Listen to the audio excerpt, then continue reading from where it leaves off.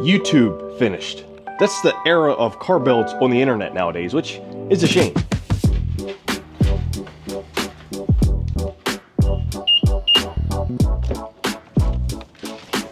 You see, everybody wants you to buy a car in one video, go over everything that's wrong with it, fix everything that's wrong with it, drive it, modify it, and be done in one video.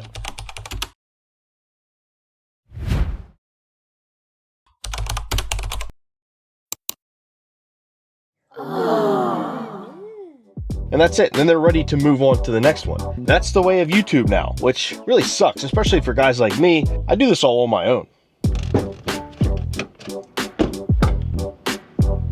And the really annoying part is YouTube promotes this kind of stuff. Unfortunately for you guys, I am the filmer, the editor, promoter, the music guy, the sound guy, the mechanic, and the detailer.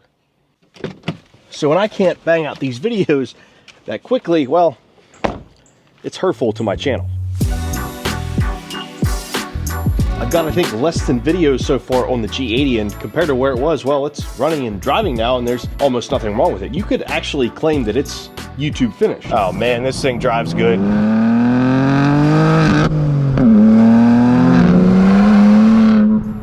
It's so cool, so freaking cool. Getting a little boost here. That just isn't gonna work for me. I don't want this build to be half-assed. I know it's 3 different colors right now, but what's really bothering me is the fact that it still has dash lights, airbag lights, non-functioning items on the inside. It's got some missing parts, it has no AC, all the things that I really don't have to show you guys at all. I could just say they're good, but I'm not doing that. And I wouldn't even be able to enjoy the car like that. Anyway, little things like that really bother me, and every time I drive a car and there's something wrong with it, I kind of dread it, and it takes away from the driving experience, i.e. the 997. This thing's been YouTube finished for like a year, but it still has problems, and every time I drive it, it really, really bothers me, to the point it makes driving it not all that fun sometimes. So I don't want the same thing to happen with the G80. Also, I am in the process of making this thing 100% done, not just YouTube done. But that's for a whole nother episode. So while I can't technically finish this car in this episode, I want to finish it to the point that all it's going to need are some mods and some paint work. That's the goal, at least.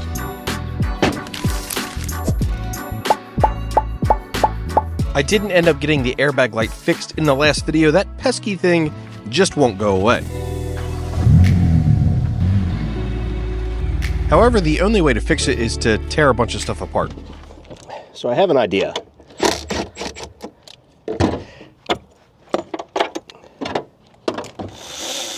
I felt like the chances of the wires being messed up somewhere were extremely low. So I decided to take a look at something that I touched, the airbag module itself, which is buried in the center console.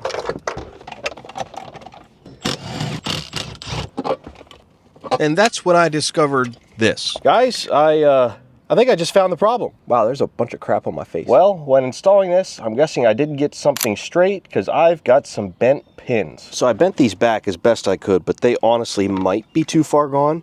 But let me see if this just goes in there smoothly. That, and then I want to pull it back out, make sure everything's still straight. Yes, they are still straight. The one is super short though, so the one might not be making connection, which would obviously be a problem. But we're going to see if this fixes it.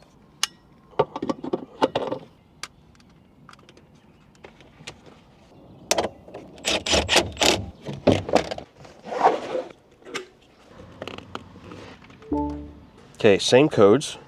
All right, it got rid of one code, so that's good.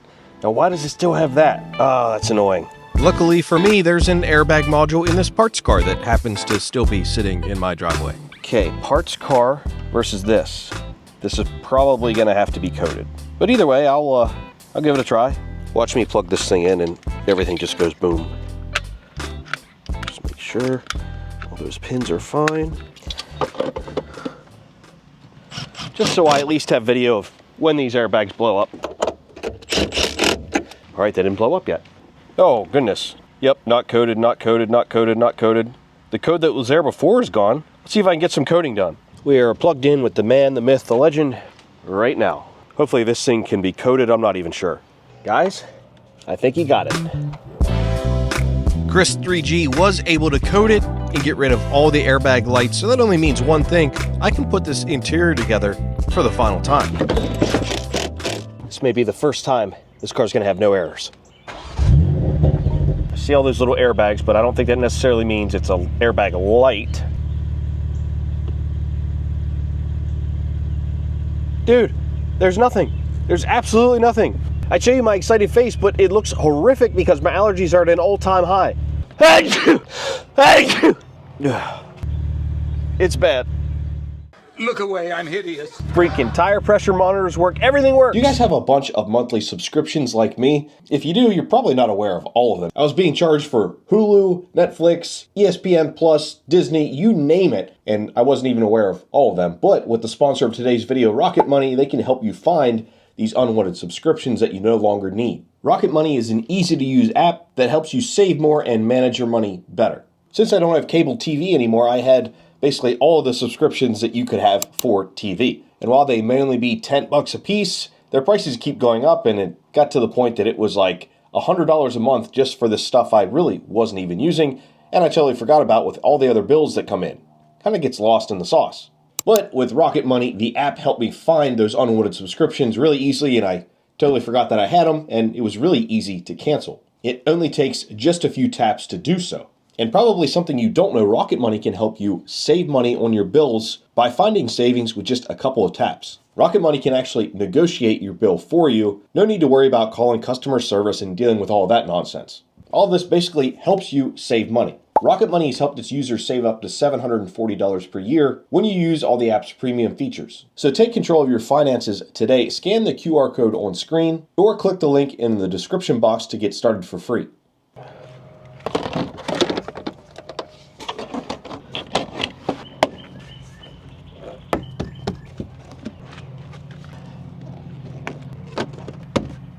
But now I've got this mess. This car being removed from my house has been delayed, but it's kind of worked out in my favor. There's a couple small items I've taken from it with permission that have been absolutely pivotal to my G80. There it is. As I unbox this next performance upgrade, it's something that you guys should have seen coming, something that this car was missing. And that's, of course, whooshy, swirly turbo noises, courtesy of an MST intake.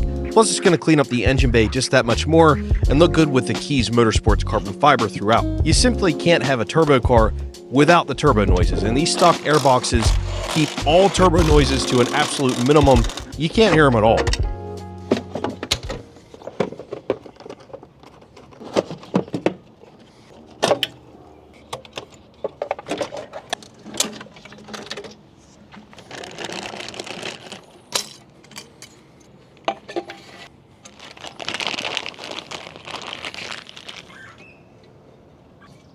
Now while we're at it, something that's cool is I can actually remove these guys here. That's because they've now been coated out, and I don't have to trick the computer into thinking that this still has the stock suspension. But I'll keep these around anyway, just in case, because you never know. It's a great piece by KW whenever you install their coilovers.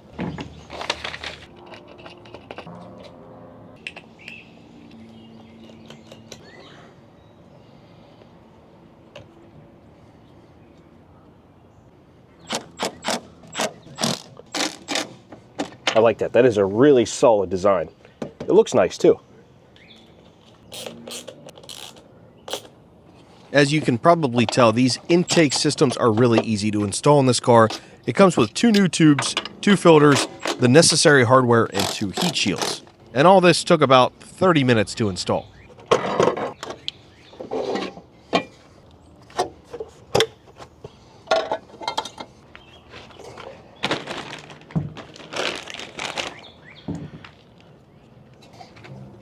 And if you guys want to get any of the parts or any of the tools used in this video, I have them linked below in a really simplistic way.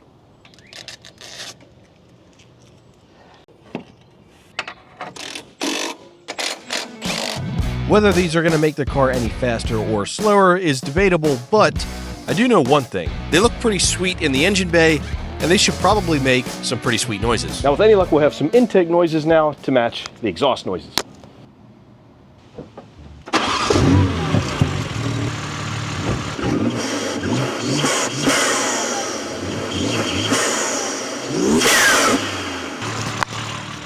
Well, that's amazing.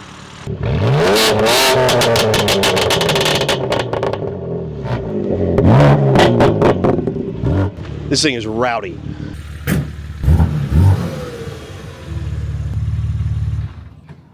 Now I want to fix something that's really, really annoying on this car and pretty much every BMW.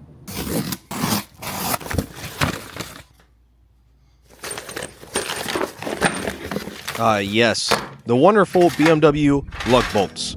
I can't stand them, you can't stand them, no one can stand them, but BMW keeps producing them. And while they keep producing them, I'm going to keep removing them and replacing them with titanium studs. And this kit is incredible. And these things just aren't plain up, straight up ugly.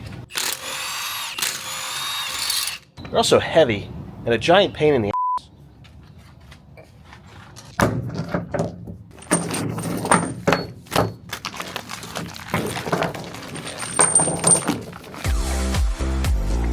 And this is a superb replacement kit from PSD. I'll have these linked below. And also from PSD, if you guys want to keep your stock wheel bolts, they sell this thing. And it's pretty cool. You've got this, so it'll hold the wheel in there for you while you get your actual bolts installed. Pretty cool, but I'm going to stick with the titanium studs. And I'm putting just a smidge of Loctite on each stud before installing them and torquing them to spec.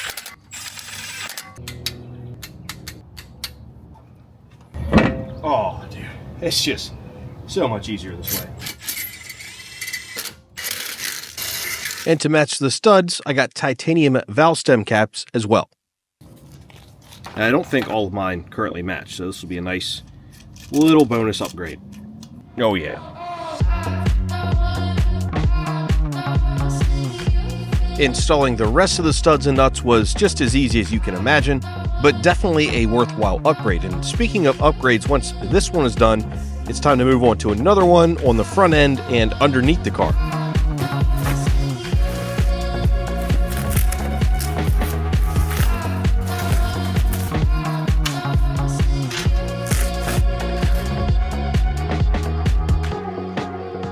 Now, I already installed a skid plate from Keys Motorsports, which I absolutely love. I have no qualms with. It fits perfectly, looks great, and it's beefy.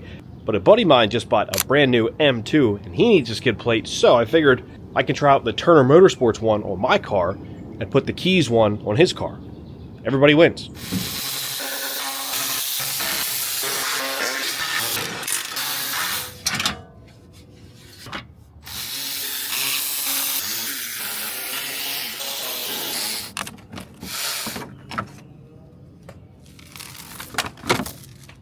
Now I had to pull this shield off here anyway because, well, I forgot to tighten a couple bolts. Back when I was loosening up all the strut braces and everything else, I loosened these bottom ones, totally forgot I loosened them, put the skid plate on and totally forgot about them. Luckily they didn't back out or anything. As you can probably see, the new skid plate replaces those plastic side pieces with aluminum ones, so it ties it all together, looks really nice, and is really beefy. This should, in theory, help keep the front end from exploding if I hit an animal, a pothole, a curb, etc.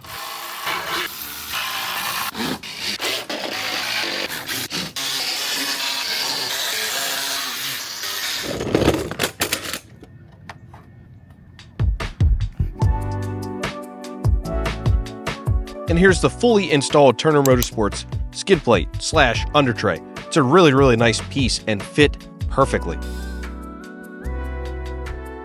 And there are just a few more things I want to do before I take it for its inspection tomorrow, so Pennsylvania can tell me, yes, you're good to drive this thing on the road. So it's got to be like perfect. I've got 2 more under panels I need to put on, but I think the quick jacks are in the way, so I got to figure out a way to get under the car without using them, which is a pain. Thank you so much to everyone who's already subscribed to the channel. If you aren't subscribed, consider doing so. It helps me out a ton. And so do comments and likes. I read through all the comments and try to reply to as many as I can.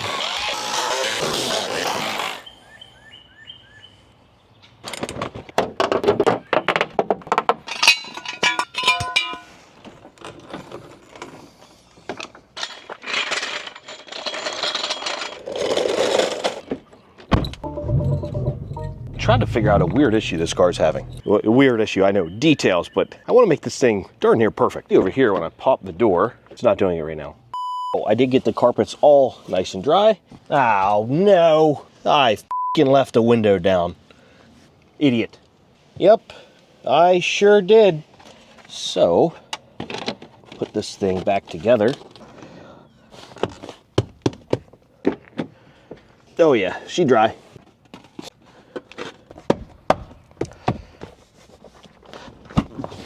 And yes, I know I'm missing this. And technically, this car has them. But as a matter of fact, they're actually quite different. The coupe ones are way taller. I already tried it. I've got one on order. Now, as far as the interior issue I'm having, it's probably gonna be hard to see. You see this flashing? This is the ambient lighting. When the doors open, it flashes, which is super cool. And when it's just parked, it's just whatever color I pick. Same thing under the dash and whatnot. The problem is the driver's side isn't working, front or rear, and neither are the footwell lights. And somebody said all these are in a chain or in a parallel or in a series, whatever it is, and if one of them's out, it can send a whole bunch of stuff and keep a whole bunch of stuff from working. So I'm hoping that maybe the passenger side is missing, because the driver's side is good. I even swapped bulbs and that made no difference. Well, to be honest, I don't even see where a light would go over here. But it does look like something should go down here. Wow, it's hot. Oh, God. Oh yeah, there's definitely supposed to be a light. I just got to figure out where that plugs in, because I'm missing this whole under panel. I wouldn't think this would just be in the coupes either. Okay, this should be the culprit. Oh, yeah. I think that's the wire. Wire was just here chilling. Oh, and it's on. Sweet. All right, since that's done and the floors are dry, put in my nice rubber floor mats that I'm sure all of you are gonna love. Hopefully that fixed the lights on the door. I know it's simple, but it's, you know, it's something cool that I want to have working. It's weird that I didn't get an error for it though. Oh yeah, I see light there. Yes, sweet. I've also still got a bunch of film on the inside of these windows, and it's really preventing the windows from going up and down. And that may have been why the windows were partially left down and I got the inside all wet when it rained. Don't want that to happen again.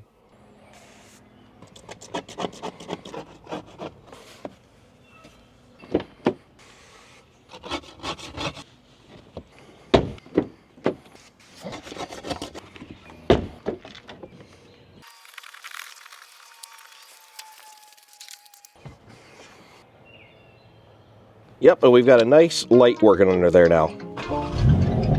I do need gas though. I had to use the old 5-gallon jug because the car isn't completely legal to drive on the road just yet.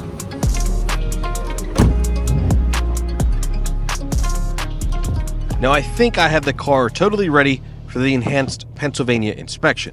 Now what exactly is this inspection? Well, here in Pennsylvania, when you buy a totaled car from auction or wherever, the vehicle is deemed unsafe for the road, and to get it safe for the road, you have to do all the repairs necessary to get it back on the road, and then you have to apply for a reconstructed title. But before you can apply for the title, you have to get the car inspected by only specific shops that PennDOT approves of. So you have to find a shop near you, schedule it, get the car there, which obviously you can't drive it on the road because there's no title work done yet, and then hopefully the shop gives your work the stamp of approval. Then you take all that paperwork to PennDOT, pay all your taxes and fees, and then they ship you a reconstructed title to which you can start driving the car on the road then. It really is an awful, awful process. I'm curious, you guys in other states, do you have similar rules, or is it simpler, harder?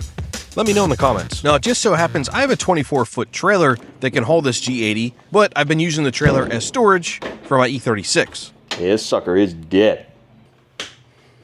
Man, I forgot just how freaking nice this trailer turned out. And it's not even done yet. I am working on some major upgrades for up here in the front of the trailer, and some electronic upgrades as well. This is an absolute muddy mess. I think I'm gonna move the trailer before I get the old E36 out of here.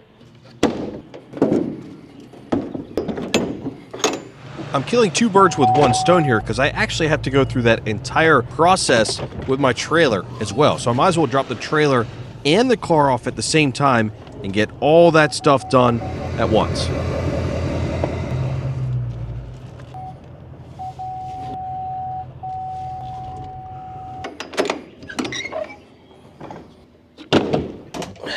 Hopefully the old girl fires right up.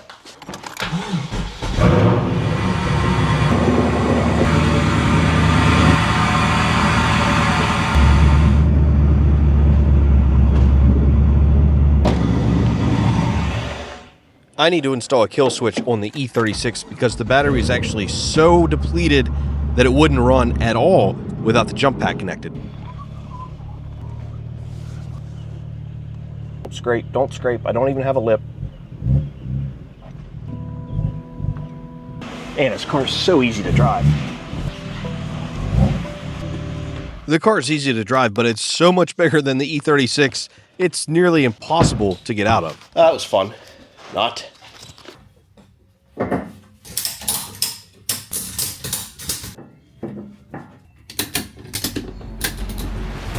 With the car strapped down, it's time to see if my hard work paid off. Time to see if an inspection shop certified by Pennsylvania will allow me to drive this thing on the road legally. Now, before you guys blast me in the comments about how I strapped this down, I'm driving literally, it's like 2 miles away.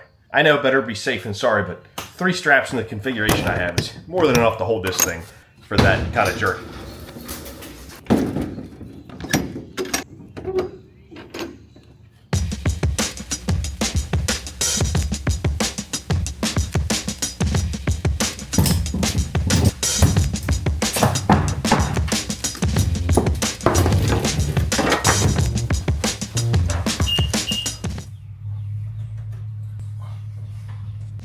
The car, truck, and trailer all made it safe and sound to the inspection station. And with the car unloaded and my shoes put back on, the shop could do what they do. Luckily, having the car all one color is not a requirement. But what was a requirement was I had to get the trailer weighed.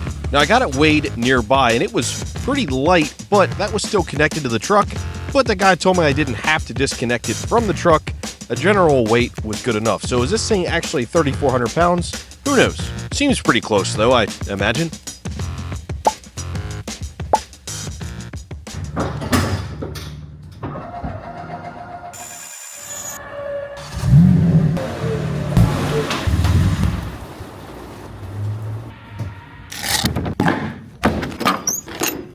I gotta say, one nice thing about my driveway is how it slopes up. Whenever I get the trailer in the right position, even though I'm kind of going off in the grass there, like, it's completely flat. I should have done that the first time. Sorry, seats.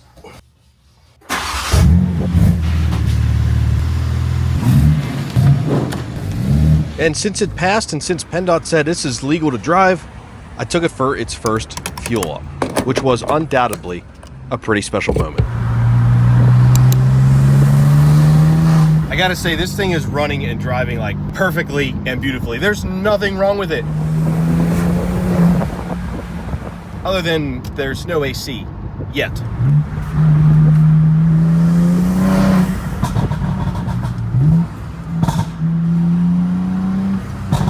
All right, you could say the burbles and pops are a little much. That's kind of something wrong with it, but what's nice is I can just turn it off. Simply get out of M mode and no more pops, no more bangs, nothing. She's nice and silent. And with the AW exhaust, it's nice and quiet in here with the valves closed. Love it. This thing is so comfy to drive too.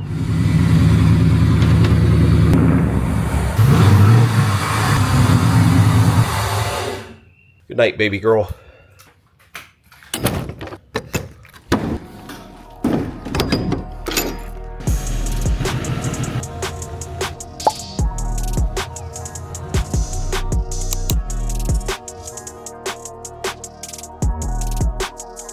And I'm headed to the dealer now because I gotta get the AC in this thing charged. Hopefully there's no leaks because I did have it all apart. But I'm hoping to be in and out, they get it fixed, and then I can fully enjoy this thing because it's getting hot out now.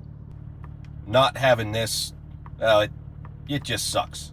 But also, you see what I see? Sheesh.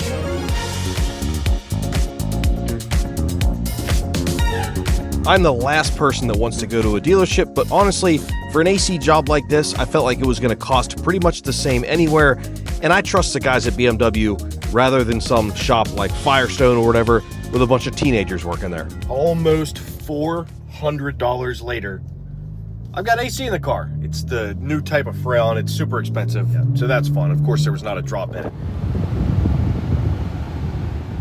They did notice there was a coolant leak, so I gotta look into that. But at least now I have AC. Just wanted to let you know you're all charged up and good to go. And I did want to make a note about just the way the clutch felt on the way in. If it is an aftermarket clutch like a stage 2 or stage 3, then everything's normal there. I guess you get what you pay for, because considering this tech has never seen or driven my car before, he knew off the get-go that it had a different clutch in it. Thanks for watching. Have a great day. So since this thing has a coolant leak, I don't know if it's the main system or the intercooler system, I'm going to do something with it that I haven't done yet at all with this car. I really don't like doing this, that's for sure.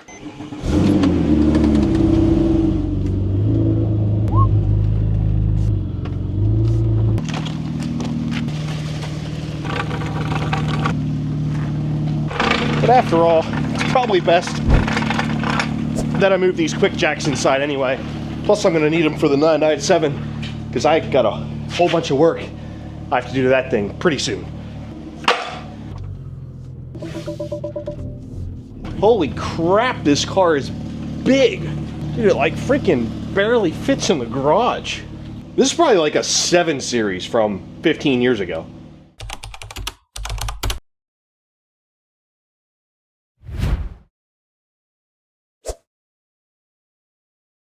5 Series. I meant to say 5 Series. Either way, the car's still huge. 4997. Gotta sit outside in the rain. This car is way bigger than the 997, let alone comparing it to the E30. You guys probably definitely can't tell on video, but it is absolutely crazy how giant this thing is compared to the E30. I mean, in 30 years, it seems like the car has doubled in size. I also got new ones of whatever the heck these are called. Hopefully these are the right ones. And they stay in. Oh yeah, it's snapped in. Unfortunately, this means I kind of failed at rebuilding this thing in my driveway, all due to this coolant leak. But really the reason it's in the garage right now is because it's raining outside and I can't work on it out there when it's raining and dark. Well, I guess I could, but I just really don't want to. Definitely have to remember that hits that. Okay. Here's what I'm thinking and also hoping.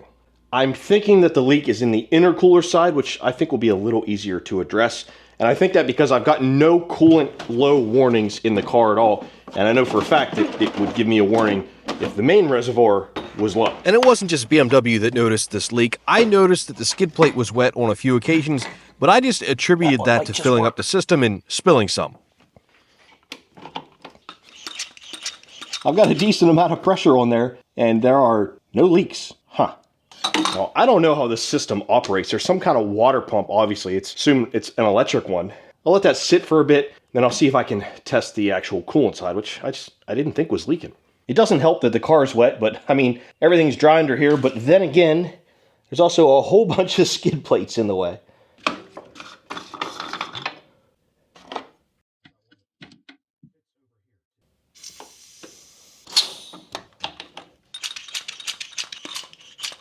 I don't hear anything leaking. I also don't see anything leaking. Well, that's annoying. Looks like I'm gonna have to take this skid plate off and do some more diving, which is exactly what I didn't want to do. Well, I let this sit for a few minutes and it's down to 0. So I'm guessing the leak is in fact on this side, which is weird because I didn't get any kind of warning. I guess it leaked like hardly any, unless it's truly just overfilled.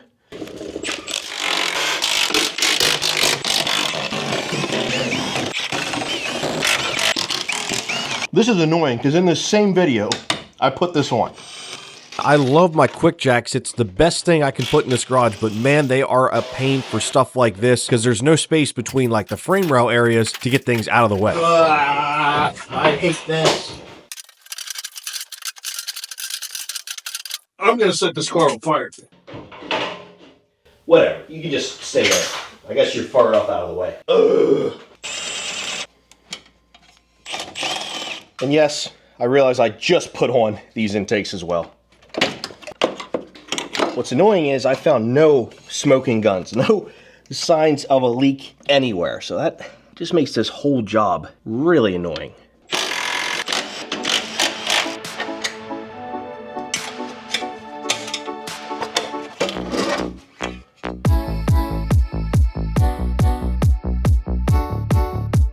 Well guys, I can't find or see anything leaking, but it's not holding pressure at all.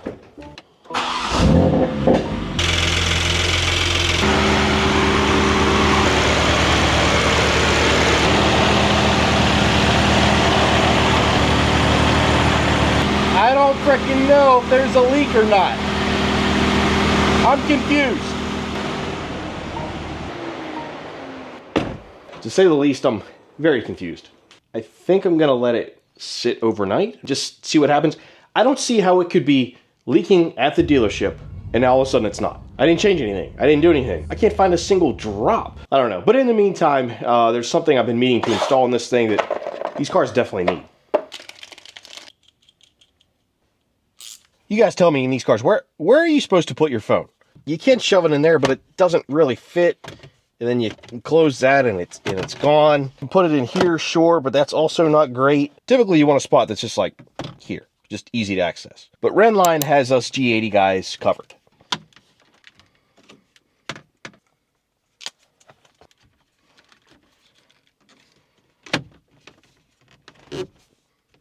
Now you can put this pretty much anywhere along here, but I like it off to the side a little bit.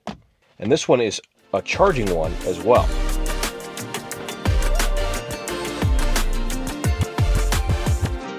Well guys, I don't know what the heck's leaking, if anything. The only thing I could think of was maybe I overfilled the coolant too much and that was coming out of the overflow. I don't know, but I'm gonna drive it and leave all the under trays off and just see if I can, well, discover a leak.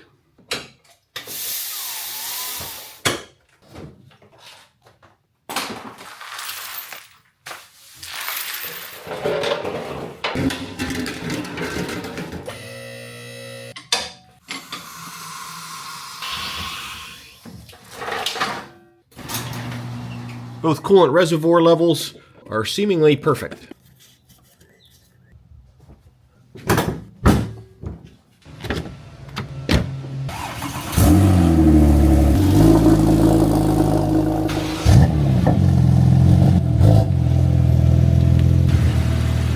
Took it for a good test drive, quick run to the gym. I did rip on it pretty hard, so I'm hoping that, you know, I got enough coolant pressure in the system to point out any leaks. I'm gonna park it in the garage and let it sit, see what comes out. Hopefully nothing. Also, the AC is still blowing cold. It's working great. It's been a few days since I got it charged, so I'm hoping and thinking that there's zero leaks and it's all good. It's nice to just have the windows up and just roll nice and quietly, especially paired with the AWE exhaust. When it's closed, it's like silent in here. It's so nice. All right, I do got to get rid of this so I know if anything's leaking, because it's nice and dry outside now.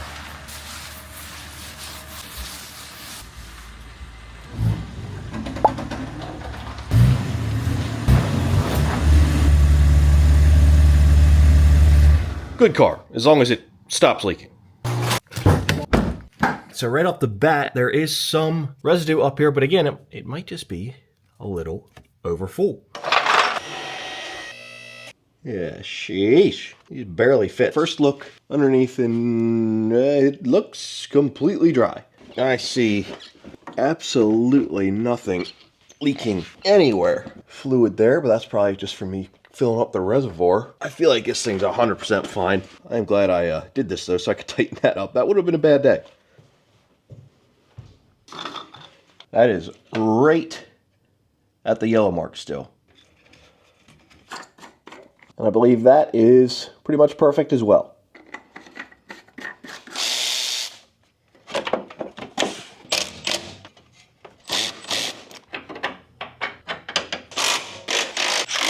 Okay, the engine bay back together with all the beautiful keys parts, the MST intake, looking good. Now I have to deal with that thing. I've got an admission to make. This thing hasn't been bolted up properly since I put the car together.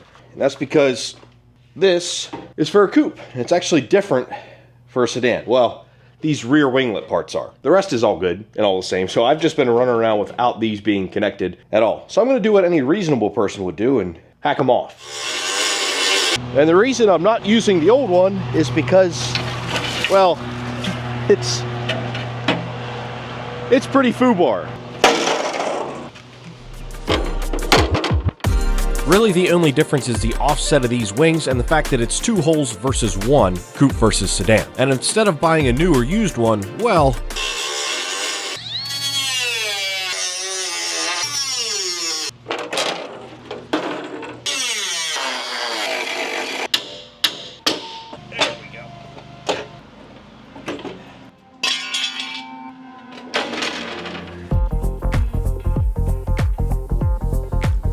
would it be easier to find a second-hand one or even buy a new one? Absolutely, but I figured I need to practice my welding skills, that's for sure. This will make a good project for YouTube. Plus, well, the prices of these things is pretty outrageous, and I have yet to see one on the used market.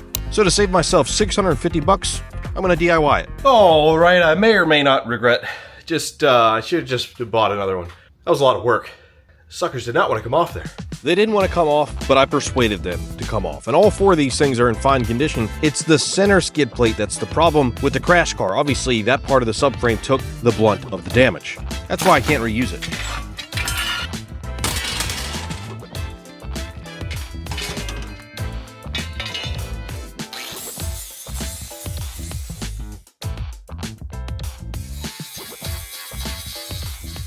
Now, if you're wondering how I'm gonna add those aluminum wings to the aluminum skid plate itself, well,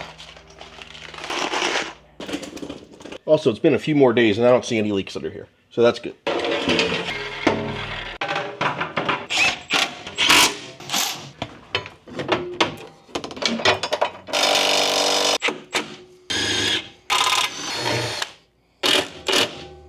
I think that'll hold it just fine.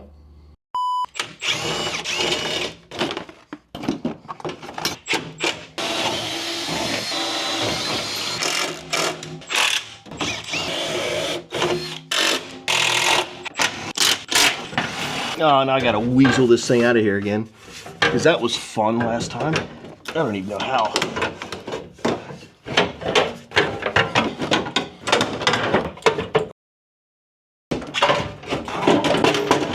Aha! Okay. Now, if you're wondering, no, I'm not just using self-tappers. I use self-tappers because I didn't want to, well, I didn't want to tack weld it on the car, because with a car this new, I didn't want to put all that electrical load through it. Who knows what could go wrong? So, I've got them in place now. Now I can weld them outside the car, completely. What's nice is there's plenty of flex in this too. If it warps and moves around a little bit, it's not the end of the world.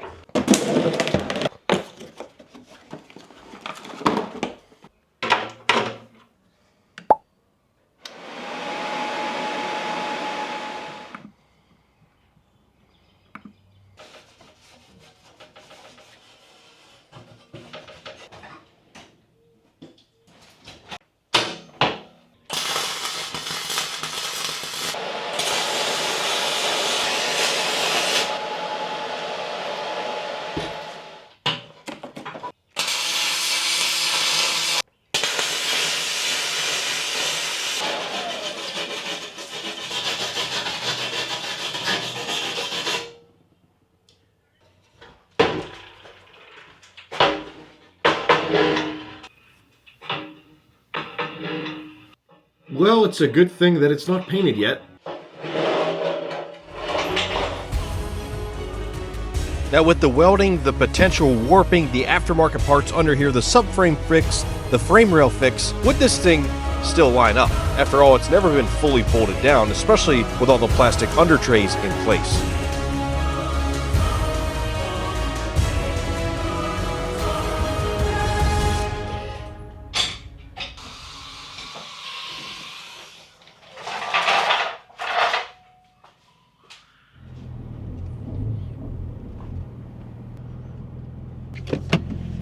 And with that, this thing is 100% done. Well, at least when you look at it from this angle.